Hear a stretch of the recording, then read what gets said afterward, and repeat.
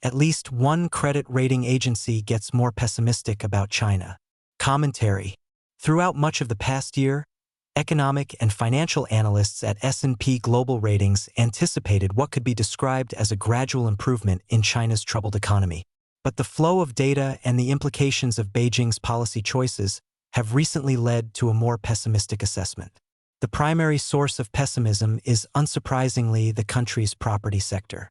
With the failure of the giant developer Evergrande, China fell into a property crisis that has persisted for almost 5 years. There was some hope that matters were working themselves out early in 2025. S&P brightened its outlook, forecasting a property sales decline of only 3% for the year, a considerable improvement over 2024, which saw a sales decline of 12.9%. But the improvements of early 2025 dissipated as the year progressed. By October, S&P analysts reduced their sales forecast for the year to an 8% decline.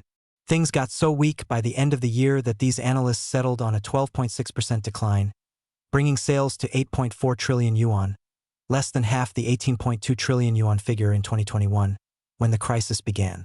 Reinforcing the pessimistic turn was the continued decline in real estate values and the adverse impact on Chinese household net worth and, consequently, consumer confidence. Earlier in the year, Shanghai reported a modest uptick in residential real estate prices, which had informed the earlier optimism. But by year's end, price declines in Beijing, Guangzhou, Shenzhen, and elsewhere brought down the average. The year saw a price drop of more than 8% compared to 2024. From this less than encouraging backdrop, analysts at S&P now look for residential real estate sales to decline between 10 and 14% in 2026, a slightly worse slide than in 2025 and extending the overall drop since 2021 to almost 60%. S&P does not offer a forecast of residential real estate prices, but facing such a sales decline, it is hard to see residential real estate values doing anything but falling further, causing more harm still to household net worth and the confidence of Chinese consumers. Considering the agency's obligation to rate the credit and prospects of property developers and China generally, the analysts working on this project have hinted at credit downgrades. They have identified 4 of the 10 largest developers as likely to suffer a downgrade, excluding China Wank, which last year asked to delay repayment of some of its debt.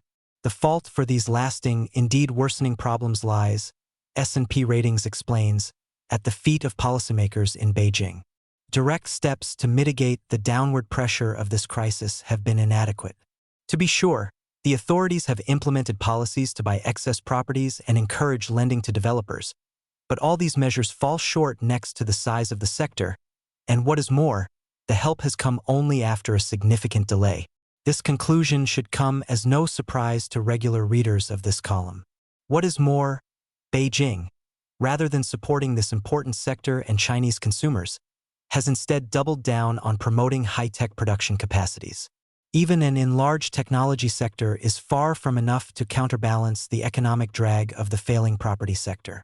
In the meantime, S&P points out, the high-tech expansion has proceeded to a point where China now produces more than its domestic economy can absorb, making the country more export-dependent than ever at a time when the United States and other Western countries are becoming increasingly hostile to China trade. This point, too, should come as no surprise to regular readers of this column.